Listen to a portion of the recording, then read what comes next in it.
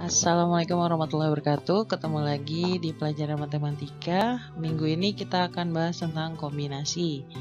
Kemarin sudah ada pembahasan di YouTube sebelumnya tentang kombinasi rumusnya. Oke, sekarang gimana pengaplikasiannya dalam soal cerita maupun soal yang biasa. Yuk, kita next ya.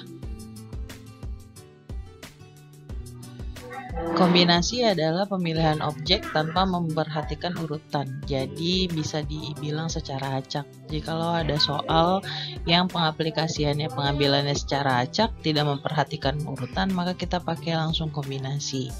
Rumusnya adalah kombinasi unsur n dari r sama dengan n faktorial dibagi n kurang r faktorial dikali r faktorial. Ingat, pembedanya antara permutasi dan kombinasi adalah kalau kombinasi tidak memperhatikan urutan, jadi bisa ngambil secara acak.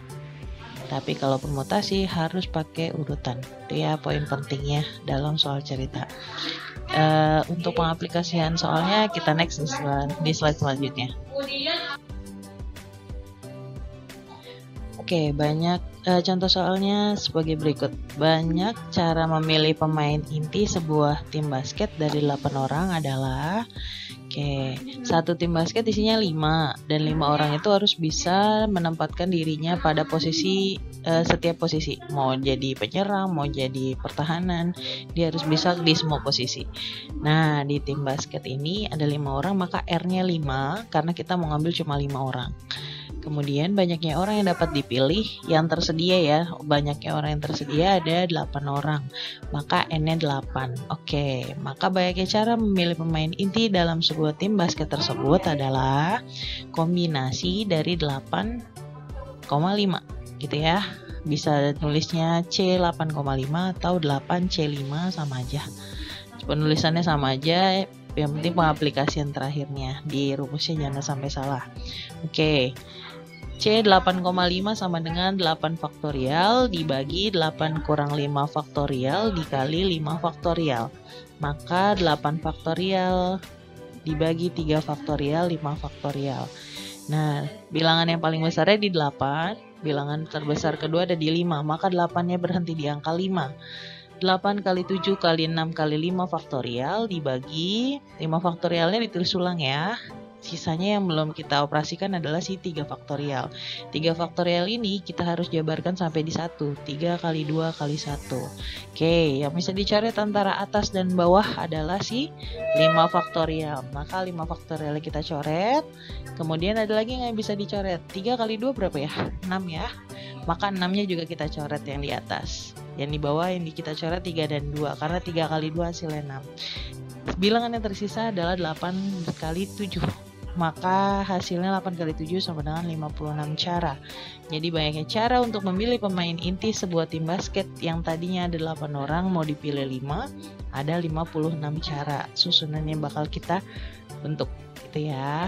Oke, biar nggak bingung lanjut lagi ke contoh soal yang kedua. Oke, contoh soal yang kedua. Dalam suatu pertemuan terdapat 10 orang yang belum saling kenal. Agar mereka saling kenal, mereka harus saling berjabat tangan. Berapa banyaknya jabat tangan yang akan terjadi? Oke, orangnya ada berapa? Total orangnya di dalam pertemuan tersebut adalah 10.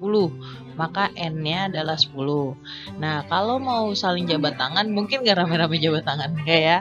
Jadi kalau orang mau berjabat tangan, otomatis harus berdua-dua, berpasang-pasangan dulu. Nah, misalkan si A jabat tangan dengan si B jabat tangan dengan si C, dan seterusnya. Nah, berarti yang diperlukan dalam satu perjabatan tangan itu ada 2 orang. Oke, maka R-nya adalah 2. Yang kombinasi yang terjadi adalah kombinasi 10,2. Karena orangnya ada 10, yang berjabat tangan hanya 2. Jadi 10,2. Hasilnya adalah 10 faktorial dibagi 10 kurang 2 faktorial dikali 2 faktorial. Maka hasilnya adalah 10 faktorial dibagi 8 faktorial dikali 2 faktorial. Bilangan terbesarnya siapa? 10. maka 10 berhentikan di bilangan terbesar kedua, yaitu 8. Maka 10 berhenti di angka 8. Kita jabarkan di angka sampai di angka 8. 10 dikali 9 dikali 8 faktorial dibagi, karena berhenti di angka 8, 8 faktorialnya tidak perlu dijabarkan, tinggal ditulis ulang. Maka tulis lagi 8 faktorial. Yang belum dioperasikan siapa? 2 faktorial ya. Nah, 2 faktorial ini kita jabarkan sampai di angka 1, yaitu 2 kali 1. Oke, yang bisa dicoret. Kita lihat yang sama antara atas dan bawah. 8 faktorial sama ya, kita langsung coret. Kemudian 10 kali 9 dibagi 2 kali 1. 10 bagi 2 hasilnya 5. Nah, hasilnya 5, 9 sudah tidak ada pembagian lagi, tinggal kita tulis lagi. Sisa angka yang tersisa adalah 5 dikali 9. Maka hasilnya adalah 45 cara. Jadi banyaknya cara untuk berjabat tangan dari 10 orang tersebut, ada 45 cara berjabat tangan. Gitu ya. Oke. Cukup sekian di mata pelajaran matematika hari ini. Kita bahas kombinasi gampang sebenarnya ya. Ini baru kejadian tunggal saja. Untuk kejadian yang lebih atau kejadian peluang majemuk nanti akan kita bahas di bab selanjutnya.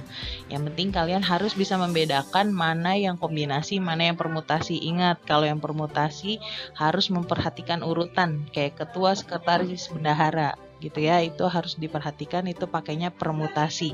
Dan kemarin permutasi ada 3. Nah, apa aja tuh, dicek lagi YouTube-nya. Kemudian kalau kombinasi, satu cara aja dia. Satu cara, cuma yang harus kalian tekankan adalah kalian bisa menentukan mana yang permutasi, mana yang kombinasi gitu ya. Kalau kombinasi bisa pengambilan secara acak. Jadi mau A sama Z juga terserah, yang penting tidak dipengaruhi oleh urutan gitu ya. Semoga apa yang dipelajari hari ini bisa bermanfaat dan videonya juga bisa bermanfaat baik di pelajaran maupun di pengaplikasian kehidupan sehari-hari. Terima kasih atas perhatian dan kerjasamanya. Saya ucapkan assalamualaikum warahmatullahi wabarakatuh. Bye bye.